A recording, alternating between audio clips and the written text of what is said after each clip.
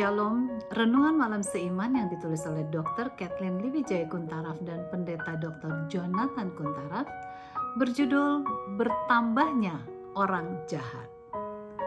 Kamu akan mendengar deru perang atau kabar-kabar tentang perang, namun berawas-awaslah jangan kamu gelisah, sebab semuanya itu harus terjadi, tetapi itu belum kesudahannya. Sebab bangsa akan bangkit melawan bangsa, dan kerajaan melawan kerajaan. Akan ada kelaparan dan gempa bumi di berbagai tempat. Matius 24 ayat 6 dan 7. Kemerosotan kerohanian yang terjadi di kalangan umat Kristen dan adanya penurunan moral di kalangan orang yang mendurhakai Tuhan telah menuntun kepada berbagai pelecehan hukum Tuhan di dalam jemaat maupun kehidupan umat percaya. Banyak orang yang akan percaya bahwa orang Kristen tidak wajib lagi memelihara hukum Allah. Pelecehan hukum Allah ini akan menambah tindakan kejahatan dan tingkah laku yang bejat. Lebih daripada itu, Yesus juga mengatakan apa yang akan terjadi dalam dunia politik sebagaimana yang tertulis dalam ayat inti yang di atas tadi.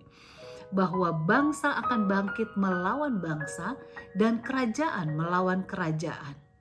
Apabila masa akhir itu semakin dekat dan konflik antara orang jahat melawan pasukan ilahi menjadi semakin dahsyat, maka malapetaka ini akan terjadi lebih sering dan semakin kejam, di mana semuanya menggenapi nubuatan yang belum pernah digenapi sampai pada masa kini. Sekalipun peperangan telah banyak terjadi dalam sejarah manusia, namun peperangan yang akan berlangsung akan justru melebihi apa yang pernah terjadi sebelumnya. Perang Dunia I dan II telah mengakibatkan kerusakan dan penderitaan yang jauh lebih besar daripada sebelumnya, sekalipun digabung.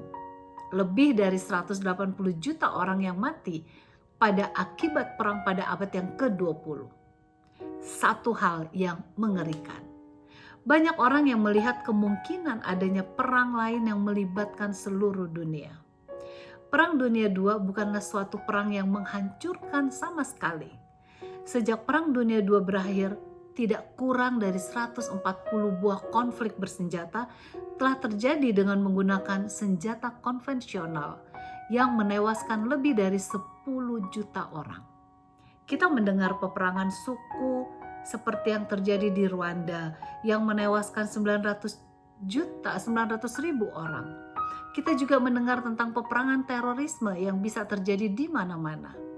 World Trade Center di New York diserang teroris dan sekitar 3.000 orang meninggal seketika dalam 2 bangunan tersebut.